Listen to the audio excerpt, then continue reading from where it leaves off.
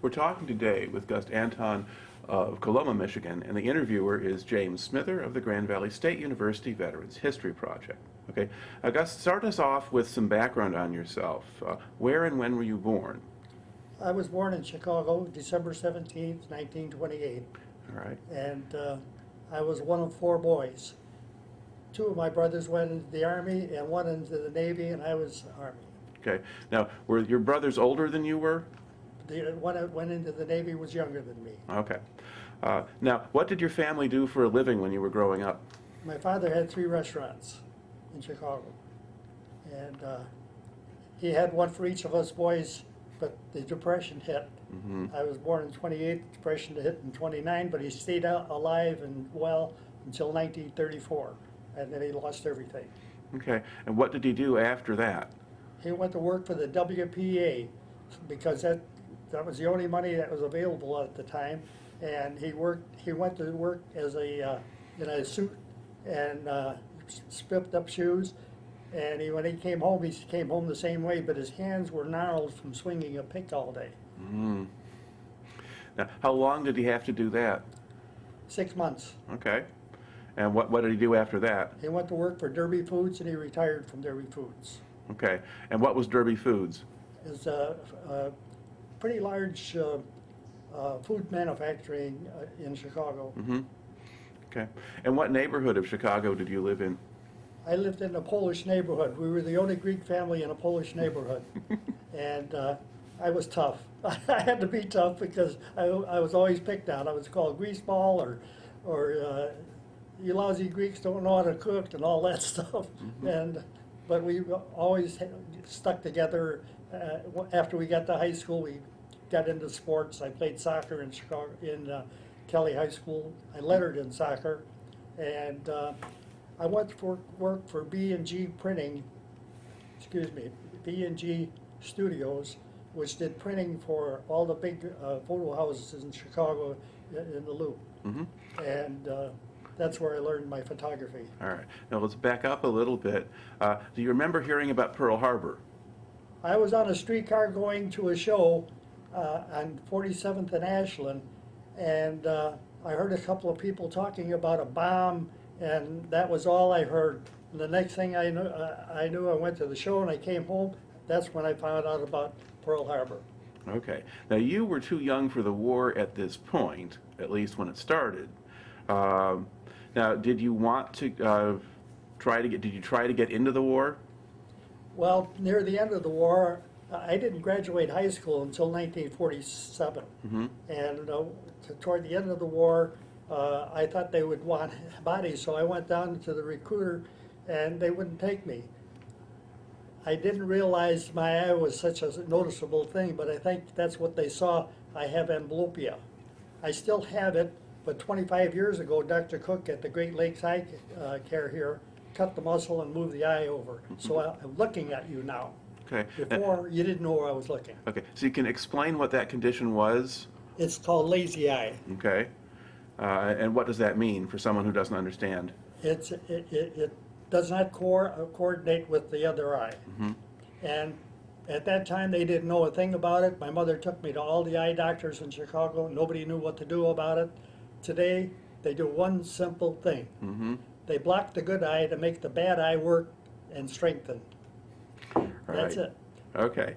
So basically you couldn't pass a physical, essentially, or the recruiter looked at you and decided they couldn't take He you. didn't make it known. He just saw that I was very young, Mm-hmm. and I'm looking very young for my age. I don't know if you can see that now. So were you 17 then? No, 1945? I was 16. Okay, 16. Yeah, well, you couldn't get in at 16 anyway. Yeah. All right. So you can, anyway, so the war does end before you can get in it. So then you said you finished high school in 47? Yep, Okay. 48. 48. And then you went to work for the printer. You went to work with printing photographs and... I did that as a side job all the way through high school. Okay. And then when I left high school, I went to the, I did the full-time job, and that was when I got into studio work. Okay. And then what kind of work were you doing then? I was taking photographs, developing film, enlarging, making enlargements, for high-end stores in the Loop, Chicago, and I was pretty good at it. Okay. I knew my chemicals, I knew how to use the equipment, and even the cameras they gave me, I was a whiz at it. Okay. Now, had you gotten married by this time? Or before you went in the I Army? got married October 21st, 1951. Okay. 3 months later, I got a draft notice, and they said, President Truman sends you his greetings. Okay. Now, before you got the draft notice, did you expect that might happen because the Korean War was going on, or were you not thinking about it? I didn't give it any thought. I was married, I was dating, and then I got married October 21st, 1951. I got my notice in December of 52. And Well, December 51, but then you reported in January of 52. pardon? You reported in 52. You started training in 52. Yes, I started training in 52, All right. January of 52. Okay. Now, when you tried to get in the Army before, the lazy eye got in the way. Now, what happened when you took your physical for the draft? They rushed me through. They wanted bodies. They didn't care if you only had one leg. The guy ahead of me had varicose vein so bad that I don't see how they could take him. He was a mess, but they took him, Okay. and they took me too. All right. Now, once they took you, where did they send you for basic training? Fort Knox, Kentucky. All right. And what happened there? I went through basic training, and you learn very quickly to sum up what you're getting involved with. And our platoon sergeant was a black man, and he was a Korean War veteran, Sergeant Brown. And every morning when he would come from his office and go right through the barracks to the shower, and all he had on was a pair of shorts. And when he passed you, you could see the front and back. He had a back that was terrible. He had must have been shot a dozen times, and all you could see is the fleshy marks on his back showing the wounds. And my company commander was Sergeant Brown also, or Lieutenant Brown. And Lieutenant Brown was a got a battlefield commission for his heroics in Outpost Baldy, and I got to mention there, I can't remember all the battles he was in, but he had an outstanding record and became a lieutenant. Okay. He got a battlefield commission. Right. Okay. So, what did the training actually consist of? Mainly hiking, and then you went through the machine gun course, and the bazookas, and rifle, and that's about the extent of it, hiking and armament. Okay. Now, how much emphasis was there on discipline? Very much. He said, if you don't listen to what I have to tell you now, he says, it'll make a big difference when you get into battle. And I got home, so evidently I listened. Now, did you have any trouble adjusting to Army life? Getting up early in the morning. I mean, you get up early, sometimes 3 o'clock or 4 o'clock, and that wasn't my cup of tea, but I learned. Okay. But you didn't have a problem following orders or doing what they told you to do? No. Okay. Now, were there some guys that you were training with who were having more trouble? I mean, were there some who couldn't do it very well? Yes, it was a mixture. We had fellas from the Okefenokee swamps, and he had a small tape recorder, and he played it loud, and there were all kinds of hillbilly songs, and there were a couple of long hairs with us, and they said, hey, you can't play that. Everybody's got to have a night's sleep, but this fellow would play his thing, and he got into quite a few fights. All right. How long did basic training last? 8 weeks. Okay. And then 8 weeks of training as a mechanic. I aced out for officers candidate school, mechanics, and photography, but they didn't test me for photography. But I'll tell you more about that as we go on. All right. Well, how did you wind up training as a mechanic? I mean, did you have the option to do officer candidate school? Did they offer that to you? They offered me officers candidate school, but that I had to take 2 more years of training to be an Army, to fill out 4 years as a what they call RA, regular Army. And I was U.S., United States. Yeah. So you're drafted. So 2 years versus 4 years. You take the 2 years. Yes, because I was married 3 months before they took me. I didn't want to spend too much time away from her. Right. Okay. So now, did you do your mechanics training at Fort Knox? At Fort Knox. Okay. And what kind of things were they teaching you there?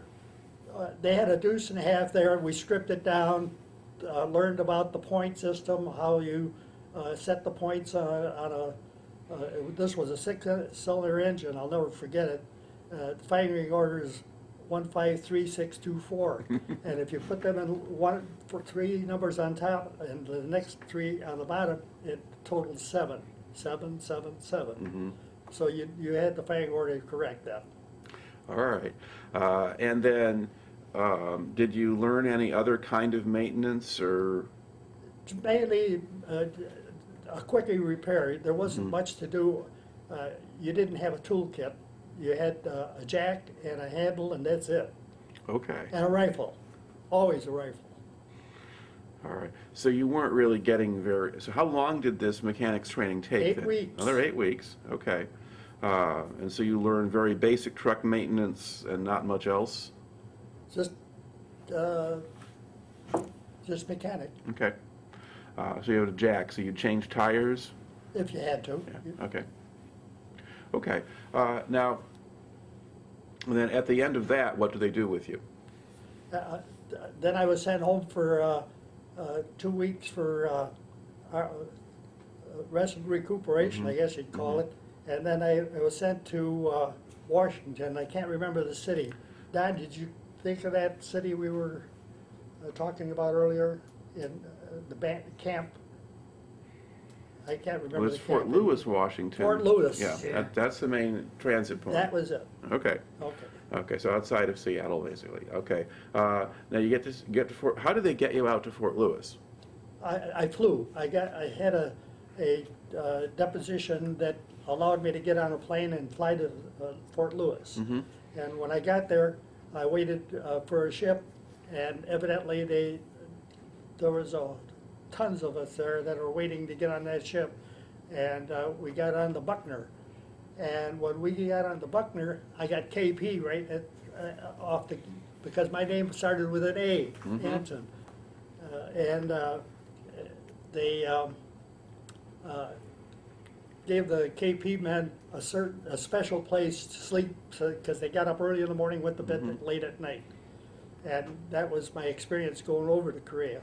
Okay. When I came home, I tried to get on KP again because there were 3,500 men on the ship, and everybody wanted a KP because you got a place to sleep by yourself. But I wound up on the 3rd or 4th rack. There were 5 racks of cots. I thought we were going to get hammocks, but they put us in these racks, and that's how I got over to Korea. Took us 9 days to get from Fort Lewis to Camp Drake in Korea, Japan. That was the change over to where you were going to go in Korea. Right. Okay. Now, what kind of ship was the Buckner? The Buckner was they were a troop dependent ship. The upper floors of the ship were all women with children going over to Japan. And we were down below deck, and I don't know how many men were on the ship going to Japan, but on the way coming back, I knew exactly how many. Okay, so basically this is a big specialized military transport. Pardon? This is a big military transport ship. It's not like a Liberty ship or some smaller thing like that. No, the Buckner was a very comfortable ship. As a matter of fact, it was like this all the way over to Japan. Okay, so weather was all right then. Okay. Now you Well, they landed. took the southern route, they called, Mhm. that's why it was so smooth. Okay. Now, did you stop any place before you got to Japan? No, but they had, uh, I was very lucky to be on KP, but they had the, uh, the Poseidon thing. What's the name of that, The King Neptune ceremony, or yeah. Yeah. Where they had dress up crazy, and make you do crazy things. I was on KP that day. okay. So the crazy things, that's for crossing the international date line? That's it. Is it? Yeah. Okay. Now, did you get off the ship at Camp Drake? Did you? Yes. Okay. And then what happened? Well, we just stayed there for a few days to get our orders for what we were going to do in Korea, but we didn't find out until we got off the ship in Korea, because they couldn't pull up to the shore. They put us all on, Landing craft? yeah, what's that landing craft we have? Gator or duck? Gator, no, Well, I like the LCVPs, the landing craft with the door in the front? yep. Okay, yes. LCD, or whatever. LCVP Yeah. or whatever, one of those, yeah. Okay. So it's like you're landing on a beach. Right, but Yeah. there was a dry shore, there wasn't anybody firing at you because the battle line had moved quite a bit. The Okay. people before us moved the battle line up to the Right. 38 parallel, Okay. Now, did you land at Incheon or that area? Incheon. Okay. Yeah, because that has very bad tides, so that can be hard to land a regular ship at. Yes. Yeah. Okay. There was no port. All right. Okay. Now, once you land, then what unit do you get assigned to? The 84th Engineers Okay. And where were they? on the battle line, right on the 38 parallel, and they had just finished a bridge called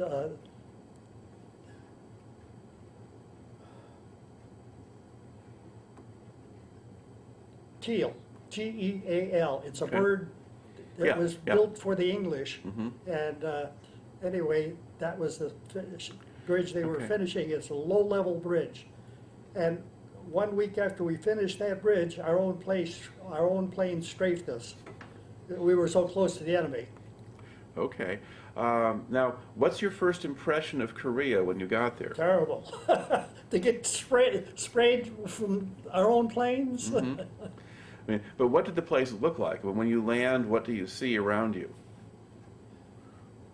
Demolition, Destruction? destruction everywhere. Mm-hmm. The biggest, it wasn't a thrill.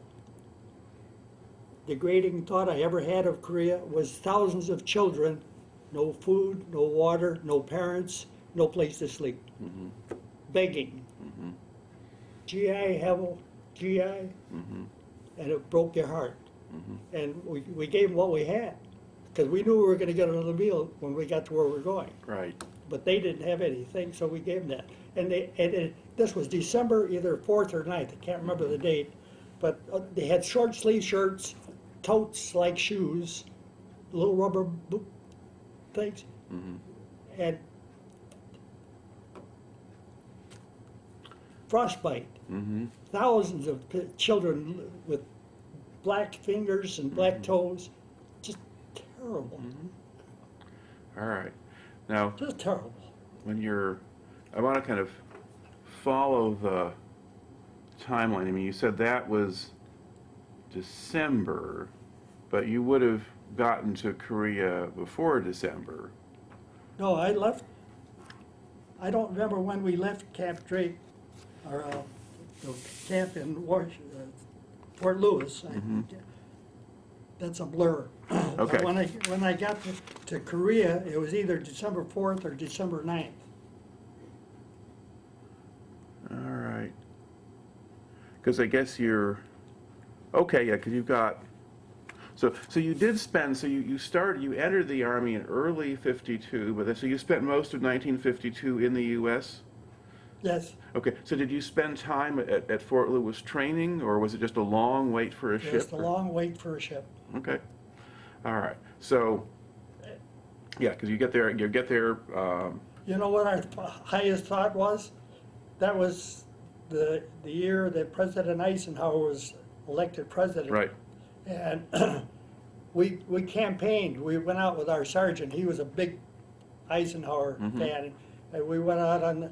Everybody drank but me. I never drank, and I didn't smoke either until, and I'll tell you when. And that's where I spent some of the time at Fort Lewis. Okay. Yeah, so that's fall of '52, all right. So you're campaigning for Eisenhower? Yes, Okay. So all right. So you see. So I think yeah, getting to we December. were hoping that if he got to be president, he would end the war before we got to Korea. Right. Okay. So yeah. So you arrive in December. You see the kids with the frostbite and so forth, and then you go up. And what happens when you arrived? When you joined your battalion, are you processed in, or do you meet anybody there? This precedes that. Okay. We waited on the ship for a day, Mm-hmm. and all we could see was artillery flaring flashes. And I asked the sergeant that was in charge, I said, Sarge, where am I going? He looked up and he said, you see that flashing? That's where you're going. And that's where I went, Okay. the 84th Engineers. All right. And then what happened when you joined the 84th? Did they give you any orientation or talk to you? The first person I met was Captain Goldsmith. Mm-hmm. And Captain Goldsmith took one look at me and he says, what? And he gave me some very difficult language to repeat. And I said, sir, what did I do? I said, I'm here. He says, yes. He says, but your eye, what's the matter with your eye? I said, oh, I got amblyopia, lazy eye. He says, and they drafted you? And I said, yes, sir. I said, but you can send me home. And he says, no, you're here. He says, you're a tank mechanic. Why did they send me a tank mechanic? And I said, well, sir, if you look at my 201 file, you'll see that I am an experienced photographer. But they wouldn't send me to California because that would take too long, and the war might be over by the time I got there. So they took me as I was and sent me here as a tank mechanic. Okay. So what did he do with you? He looked at my file and he said, well, my photographer is going home. He says, you're going to have to do. He says, can you use chemicals? And I said, yes, sir. He says, do you know how to use a professional camera? And I said, yes, sir. I said, I can use any camera you give me because I know all the cameras. Because they all have f-stops and what have you. At that time, we were using film, and you had to have a light meter to take good pictures. But I had a couple of tricks I learned as a studio man, and I got along pretty good. Okay. So at some point, did he figure out that this might be did he decide that it might be good to have you after all? No, he must have known all along, because he said certain things that made me think, this guy knows more about than he's telling me. And they just didn't. He came out. They didn't want to send you to California because you wouldn't be back in time to take pictures. Right. Okay. So now, what do you start doing? What? The first thing I did was the first day, is I was given a Jeep, and the Jeep had a heater in it, but it didn't work, and it was cold. I don't know what the temperature was. I had long underwear, army jacket, cap with flaps on it. I was kind of warm, but the cold just penetrated you. No matter where you were, you were cold. Well, in 1949, my brother won a brand new Chevrolet, and we went to Spokane, Washington to visit my mother. And on the way we froze because they didn't have a heater in them in 1949. You had to buy it separate. Well, when we got halfway there, we stopped at a gas station, and the guy said, oh, he said, I got just the same for you. I got a Southwind gas heater. Oh, really? And he put that in and worked. Cost us about half of the money we were allowed to go to Washington. And the heater just burned you right out. I mean, it was a beautiful heater. And that's how, when I got my Jeep, I found out it had a Southwind heater, and I knew how to fix it. And the captain said to me, he says, you know what? You can do your developing in the Jeep. He said, you got a heater. So that's where I did some of my developing. They had a little box with a spiral gadget in there. I had to use it for cut film, because that's all the Army had was cut film, black and white cut film. Mm-hmm. When I got to Japan, they told me some different things, but anyway, I used this 4x5 press camera, and it had cartridges, and I had to load all the cartridges at night, and I know the maximum I could take was 20 pictures, 2 for each cartridge, and I had 10 cartridges. Okay. Now, what would you take pictures of? Well, at first, the sergeant had me taking pictures of just about anything during the construction of the bridge, battle damage, wounded and killed, dead enemy and American and UN troops. And that was the most disheartening thing to do. I'll tell you that more about that later. But anyway, I took the pictures, developed the films, and when they saw the films, they were happy with that. And but I had a 35 millimeter camera with me, and I took pictures with that. Well, the CIA was there, and they wanted to see my pictures because my sergeant was bragging what kind of pictures I take. So when they saw them, they took away the camera, 4x5 press camera, speed graphic, and gave me film for my 35 millimeter. When I started taking those pictures, they gave me 2 rolls of film. I took the 2 rolls of pictures, gave them to them. They gave me 2 more rolls of film. The next week, you had to send those to Hawaii for developing. But they must have had some kind of developing equipment in Seoul. Mm-hmm. Seoul was 40 miles south of our position. We were right in the battle line. And the 35 millimeter was so much easier to operate and to handle. So that's what I had for equipment after they saw my pictures. Okay. Now, where did the 35 millimeter camera come from? I bought it from another guy that was going home. Okay. Paid $10 for it. Well, it was a lousy camera. It was I can't remember. It was a disheartening thing. Take pictures and not have them come out. Some came out, some didn't. Mm-hmm. Anyway, you couldn't wind up the thing because there was a screw, a real tiny screw. Well, who in the heck on the battle lines got a tiny screwdriver? Mm-hmm. Anyway, I threw it in the river. Okay. And about a week later, I went back for supplies in Seoul, and I went to the Seoul PX. They had that up and running, and they had this 35 millimeter Canon, and I bought that. Mm-hmm. The sergeant I was with had money, and he said, "I'll give you the money, but you're good for it." So I paid him off, and that's the camera I used almost all the way through Korea. Near the end, I had 2 other cameras, but I'll tell you about that later. All right. So you're getting to work right away. You're establishing yourself as a photographer. You fixed up the heater on the Jeep. As the time goes on, what other things happen to you, or what else do you go through? Photographing we had a Marine outfit bivouac right behind us, and every 3 days they would relieve the men on the line and go up to the battle line. Mm-hmm.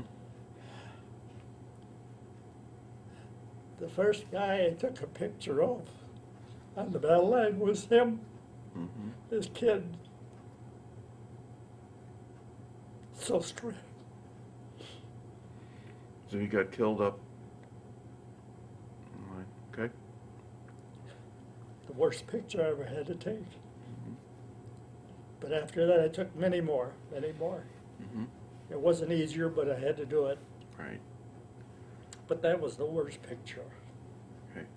Now, how much fighting was going on? Was there shooting every day, or was it sporadic? Before March 26th, there wasn't much. There was our patrols would get into the enemy territory and encounter sometimes just a squad or a platoon. But on March 26th, 3,500 North Koreans and Chinese hit our position. Okay. I thought it was a goner. my captain sent a special messenger up, pulled me off the line, took me back, and he gave me he says, "You're not supposed to be on the battle line." He says, "You're my photographer." He said, I can't replace you because I waited 6 months for you. And that's when he let me know that they had all this planned. All right.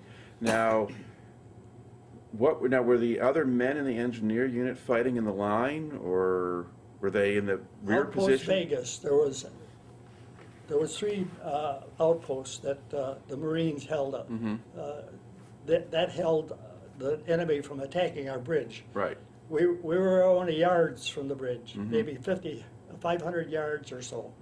And we were happily building the bridge until March 26th. And that's when our Marine squads were overwhelmed and the enemy came at us. And that's when Captain Goldsmith ordered me back, and all I could take was pictures from a mile away.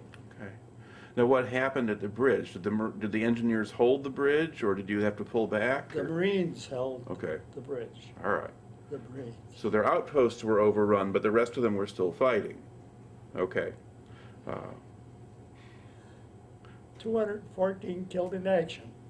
These are statistics by the Veterans of Foreign Wars magazine. These were, in 2000, I found out how many Marines were killed.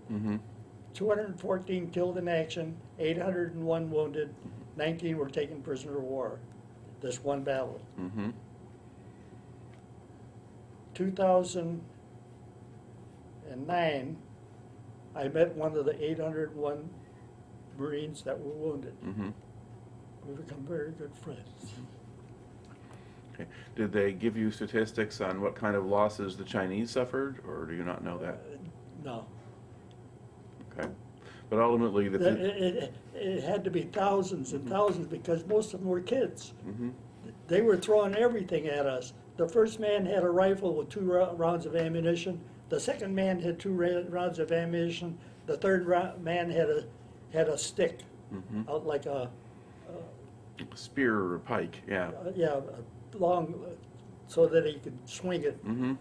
And when the first 2 were dead, why, he grabbed the rifle. He didn't have any more ammunition though. So if he had, out of the 2 rounds that he was given, that was it. There were burp guns, Russian burp guns. I just happened to pick one up one day, and when I got back to my camp, I was playing with it, and my sergeant said, "Where'd you get that?" I said, "Up at the front line." He says, "You know what? They're looking for that rifle. You know why?" And I says, "No." He says, "There's a little pad in the back of the rifle that helps the recoil action." And he says, "Give me that." And he took it and gave it to the CIA. So I did something right for a change. Okay. Yeah, that he really wanted to just collect it, but I'm sorry? maybe he wanted to keep it? No, Okay. he turned it in. He did get turned in, okay. The films, I wondered what he did with them, because I didn't see the first films that I took. I didn't know what he did with them, but the ones with the 35 millimeter, the CIA made him accountable for, and they told me that I would get them all back after the war. I never saw them. I didn't want to see them. Yeah. I still don't want to. I see them every night. All right, so you have this one very intense battle in March. What happens after that battle? March 26th. After March 26th, after the battle, what comes next? After the battle, I Yeah. did photography of the dead in the wood. I guess, but that, They had a special group of South Korean civilians. I think they were prisoners of some kind, in jail in like a prison yeah, soul. And they would take these bodies, they would break the arms and legs, because rigor mortis said it, and they would have to snap and shut so that they could put them on this truck. And they had 200 American soldiers. They had 214 to load up. That I didn't know how many at the time, but it was horrible to see that, how they treated those bodies, just like pieces of wood. now, were there any Chinese taken prisoner that you know of? I'm sure there were, but Red Sage could probably tell you more about that. He's one of our Korean veterans. Okay. But you didn't see any of the soldiers alive? You didn't see any of the enemy soldiers alive, though? Yeah, the prisoners, but I couldn't. Yeah. All I had to do was take the pictures that I was Right. told to take. Okay. Okay. Now, Thank you. okay. Now, after all of the cleanup and the work after the battle, did things quiet down again for a while? Yes, Okay. yes. Evidently, the enemy found out how strong we were, and the Air Force, of course, came into play, and I don't remember exactly all the things they did, but they used some napalm, and after March, there were skirmishes again, but the next big battle was May 28th, but I can't find a thing about the battle, or the dead, or the prisoners of war, Okay. nothing. All right. Now, what do you remember about that battle? Just, it was a hot battle, and again, they dragged me out. Okay. So it was the same thing all over again? Yeah. All Not right. the 35, it wasn't that big a battle. Wasn't as big. Okay. All right. Now, on the days when when there's not a lot of fighting going on, what was an ordinary day like for you? Taking pictures of things that the sergeant wanted me to take. Okay. And what kinds of things did he want pictures of? Mostly of the damaged vehicles and armament that was tanks and things, because each officer had to account for his losses, and my pictures were very helpful in getting that. Matter of fact, that was a pretty good scrounger too. Somewhere during one of the battles, one of the big generators that we used at the bridge for the welding was lost in the river. The river flowed at 23 feet per minute, Wow. per second. Per second. Yeah, it was It was a fast? fast-flowing bridge. We lost one of our workers in that running. Anyway,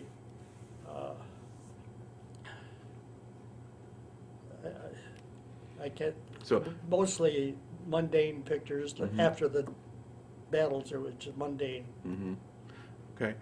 Now, you said you had your own Jeep so you could drive. Did you have your own Jeep so you could drive Yes, around? Yes. And did you go very far away from camp, or just stay right there? Once or twice a month, I had to go down for supplies. And having a 35 millimeter with the CIA supplying the film, I didn't have much to do. But I took the time to go down anyway, and they didn't need me because there was no battle going on. So I went back to Seoul and spent the day at the Seoul PX, and I took a lot of human interest pictures. I've got 500 colored slides at home, and I made a couple of 2x3 foot collages of them for our Lest We Forget program. And let's see, that's at the library, at the college right now, isn't it?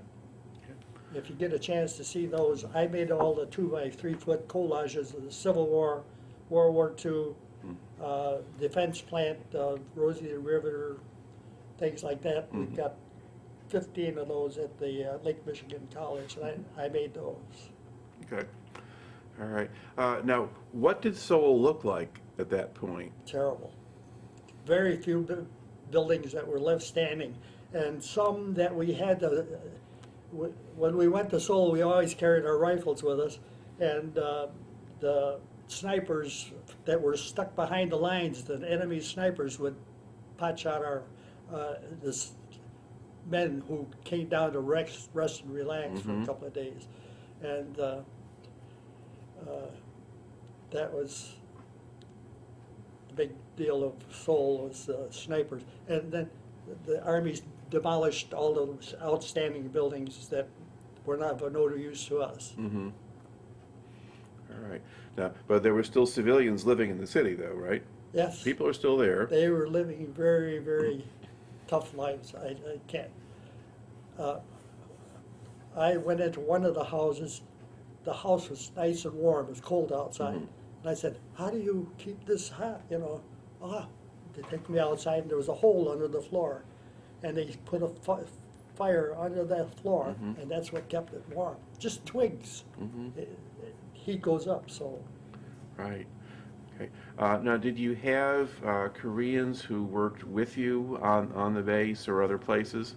they called them Katusas, Kausa, Yeah. Katusas, Korean Army USA. Mm-hmm. Okay. And what impression did you have of them? Very hard workers, and very tough. I mean, when they were in battles, they were tough. You wouldn't want to meet one of them on the battle line. Okay. So they seemed to understand what they were fighting for, or? Oh, they were fighting for their future. They knew it because they had been subservient to the Japanese for 35 years. Mm-hmm. And they wanted to get out of that, and that's what World War II did. That gave them freedom right after the war because Mhm. Japan was annihilated. Right. Okay. But they didn't want to be ruled by the communists, I guess. They didn't want to be ruled by the communists. They wanted democracy. Mm-hmm. Now, did any of them speak English? Could you talk to them at all? Some of them were pretty well educated. They went to American schools. Okay. Officers. Mm-hmm. All right. Now, one of the issues that happens when American soldiers are based in some of the countries like Korea or Japan or Vietnam and so forth, there are problems with morale and discipline. There can be drinking, there can be prostitution, things like that. Did you see any of that? I spent most of the time on the front line. There Mhm. was nothing on Yeah. the front line. We didn't have a beer. Mm-hmm. But the men were kind of unhappy because when the war was in a lull, the English got rum rations, Mhm. the Australians got rum rations, we got nothing. Yep. Coffee. But for some reason or other, they always wound up with something to drink. Mhm. The Koreans made what they call Lucky Seven. It was a disaster to drink it because one of our guys went blind drinking it. And that kind of set it back for a while, but there was no drinking on the front line Right. approved by Okay. anyone. But what about when they were in the rear? I'm sorry? But what about when they were in the rear? Oh, if you went down to Seoul, you could go to a NAFI, Knaffi. I think that's how you spell it. That's an English tea house, Mhm. but they have some pretty strong stuff there. Right. Okay. Now, once you kind of got into the summer, I mean, when you got there, it was very cold. Did the weather change then in the summer? Oh, in March it started to get warm, but you were so cold. There was no place to warm up in all reality, except I had my own dark room Mhm. and a little room that I was the only guy that had warmth. Mm-hmm. The officers had warmth. Okay. But it started to get warmer in March, and did it get hot in the summer? I had never noticed it getting hot, but it was warmer. It was tolerable. Okay. Now, you mentioned some of the other UN troops, the Australians, the British. Were they near where you were? Did you meet any British of them? on one side and the Australians on the other, and they were always fighting. Okay. They hated each other. I don't know whether it was, well, the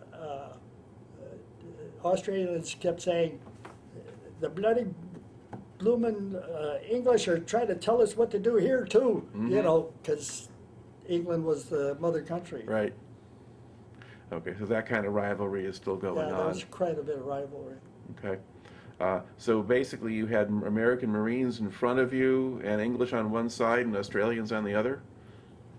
Yes. I don't know what the action of the Australians and the Koreans were. I didn't see the front line when the hot battles were on Right. because I was back. Right. And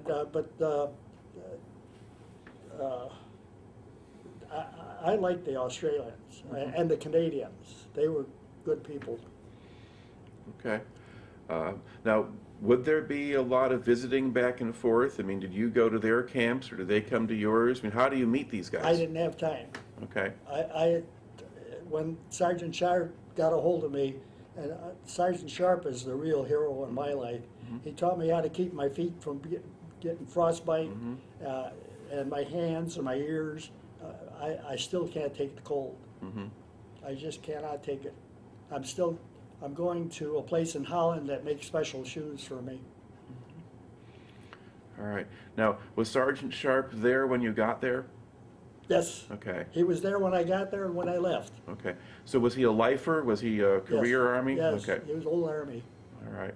Now, were most of the men in your unit draftees, or? All except the officer. Some of the officers were in reserve outfits, and they were drafted first. Captain Goldsmith was very unhappy. He had a very good job as a metallurgist in the steel industry, and they took him out of that and brought him to Korea. And they told him, "We need your experience as a metallurgist." He said, a second lieutenant could do the job I did. He was very, very unhappy. But we got along very well. All right. Now, are there other particular things that happened during that time in Korea that kind of stand out in your memory? Yeah. Just as soon as we had the signing of the truce on July 27th, 1953, the company commander came to me and says, "Get the men some beer." I went to Seoul looking for beer. Nobody had beer. And somebody says, "Go and see the Air Force. They've always got beer." So I went there and I found a sergeant that was in charge of a officers club. And I said, "Sir, Sergeant, I got orders from my company commander to come back with some beer, or don't come back." So he said, "Oh, I got just the thing for you." He said, "I got 20 cases of Asahi beer in 2-liter bottles, huge bottles. You know what a 2-liter bottle Yeah. is? Well, these were wrapped in glass, and they had wrapped in straw, and 12 of them to a case. Heavy, heavy. And when I got back to the compound, it cost me $1 a bottle for the 2-liter bottles. And when we got, and they were in clear glass. I don't, American beers are in brown Right. glasses for our purpose, and I think the sergeant found that they went skunky after a while. But 20 cases of beer in 3 days, and my company used them all up. So I didn't have to worry about skunky beer. And if it was skunky, they probably would have drank it anyway. Yeah, wouldn't have cared at that No. point. Okay. Now, how did once the armistice is signed then in July, did things quiet down, or was there still sniping going on? There was always snipe. There is even battles going today you don't hear about. Yeah, the worst one was when a lieutenant and a crew went up to the cut down a special tree, and the North Koreans took offense to it because that tree was planted by one of their bigwigs.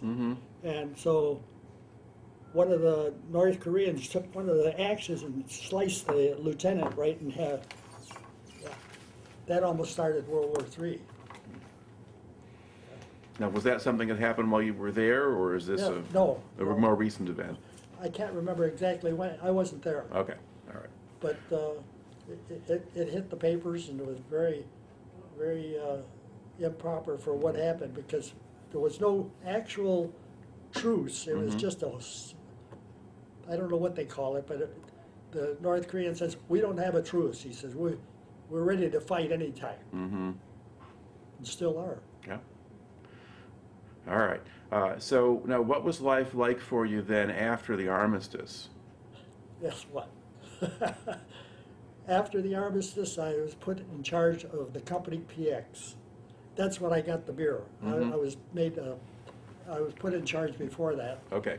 And I had cigarettes, I had candy, I had cameras, I had all kinds of stuff in a little building about 3/4 the size of this table and about another table deep. And the biggest thing was cigarettes, because the guys always wanted cigarettes to go to Seoul, because they could get sex, get drunk, and you had a little punch card, and when you got a pack of cigarettes or 2 packs of cigarettes, you were allowed 2 packs of cigarettes a week, and I had to punch your card for you. So the guy before me almost went to jail in Japan because he was going on the black market. He would cut the guys real short on their rations and keep the cigarettes for special sales. So he didn't go, but he was right on the verge. Now, like you mentioned something earlier about how you didn't smoke, but at some point you started smoking? On the ship going into Korea, they had a guy going around with a big the helmet, steel helmet, free cigarettes, 5 packs of little 5 packs, free, all you want. So I said, I'm not coming home from this. After watching the battle for a day on the ship, I grabbed 2 handfuls and stuck them in my pocket, and I started smoking. But I didn't start drinking. Okay. So. Matter of fact, that's why they put me in charge of the PX, because they didn't. Okay. I think that's it.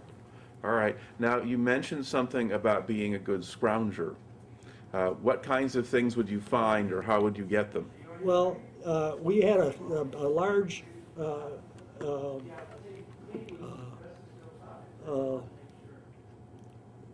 I can't think of the wattage generator, and it was right on the bridge, and somehow or other that during one of the battles that generator disappeared. Right.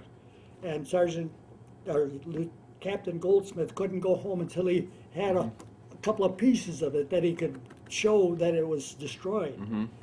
And I went to the Canadians and they gave me one.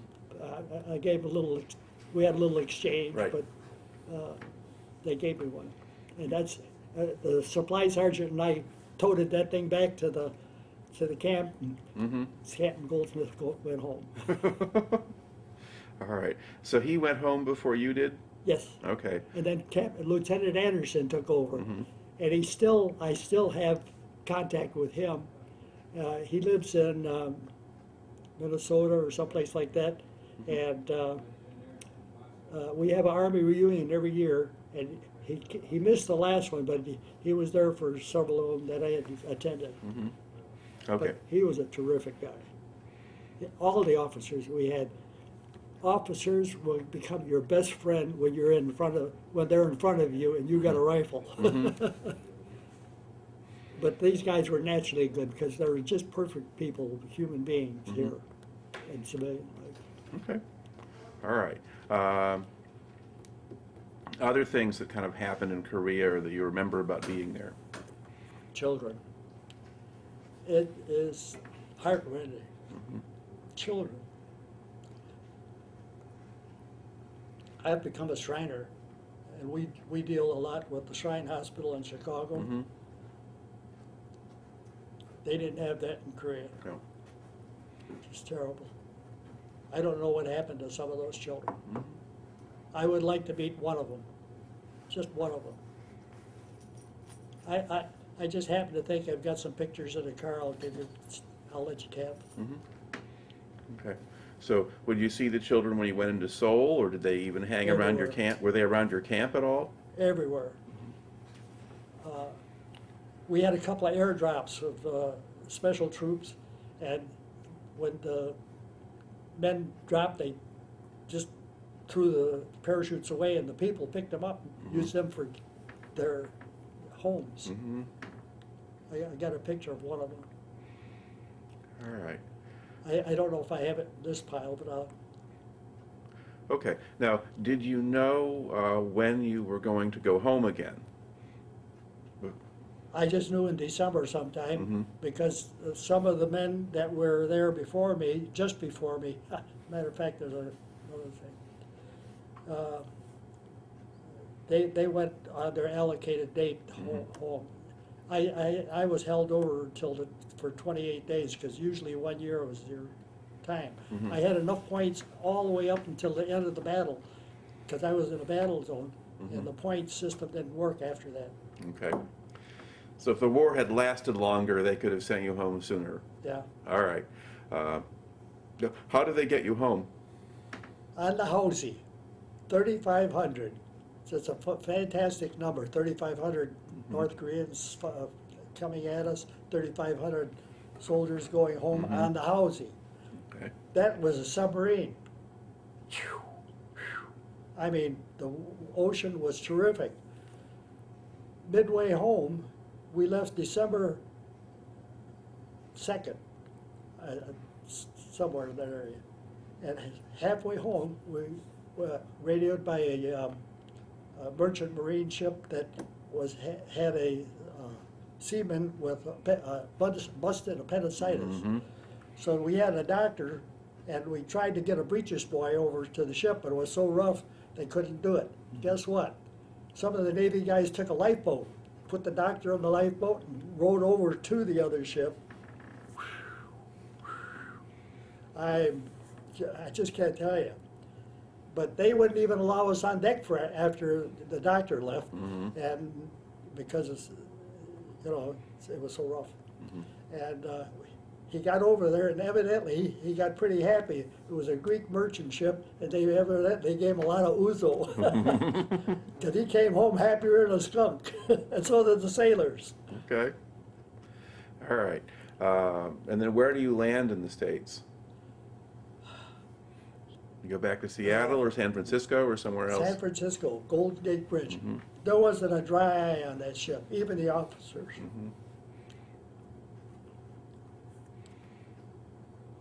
Now, when you got there, that's pretty close to the end of your 2 years.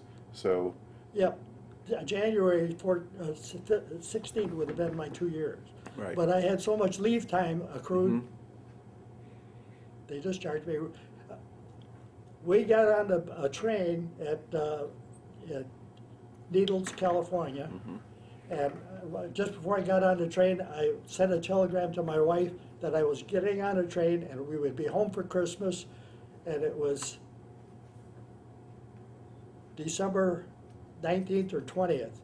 And I said, we should have plenty of time to get to Fort Sheridan by Christmas Eve. That's what I was assured. Right. We got on the train, halfway home, they shuttered us off the siding and let the civilians go through. December 25th, I wound up at Fort Sheridan. And we didn't get there until 6:30, and my wife was waiting for me. Wow. All right. Now, once you're out of the Army then, what did you do? Did you go back to your old job or do something else? I got back, I was working for Sears at the time, Okay. and I was a washing machine mechanic. I could tear a washing machine apart and put it back together in 2 hours. And they put me in the warehouse because they had to hire somebody else to take my place while I was gone. And I was doing heavy lifting, and it was a terrible job. I quit. I didn't know it at the time, but I had PTSD. I found out in 2000 I had PTSD. I didn't know how to react with people. I went up, told the boss to take the job and shove it. I didn't have good hiring qualities. Now, did you find a job or a career line that you stayed in? Or? I had 10 jobs. Okay. I was not very good. That'll tell you I'm not a very good worker. All right. Did you stay married? 51 years, 8 months, and 1 day. Okay. She died 14 years ago. Okay. So that part you got right. Okay. She was an angel. All right. Now, how did you find out that you had PTSD? How did that work? I went to the VA had a sign up in Benton Harbor when somehow or other they had a certain 20-day sign up period, and no matter what your income was, you could sign up and be a part of the system. Well, after that, they closed it off, and certain age, financial groups were not given the, even if they were killed, hurt in action, they, Okay. the I only mean- thing they were treated for was the action that they were involved with. Right. But you were able to sign up with the VA then? I went to the VA and they gave us an examination, and that's when they found out I had PTSD. I don't know what they saw in it, but they knew. Okay. You had to list your employment, and I listed all my employers. All right. And have they been able to help you at all to deal with that? Terrific. They are terrific. They've got people today I would put up against any civilian, doctor or nurse or nurse practitioner. They're all well-trained and serve their purpose very well. And does I that feel make, comfortable. okay. Let's see, this Gus, tape. just for the record, he's one of the hardest workers, unless we forget, so. He's prejudiced. All right. At this point, the tape here is about out, so I'm going to just close this out here. Just thank you for taking it. We have to kind of close out the interview here. I just want to thank you for taking the time to talk to me today. I was so antagonistic when no matter what I did, I was, I don't know what you call it, but if you'll read my resume there, you'll see. Yeah, you moved around a lot. All right. Thank you.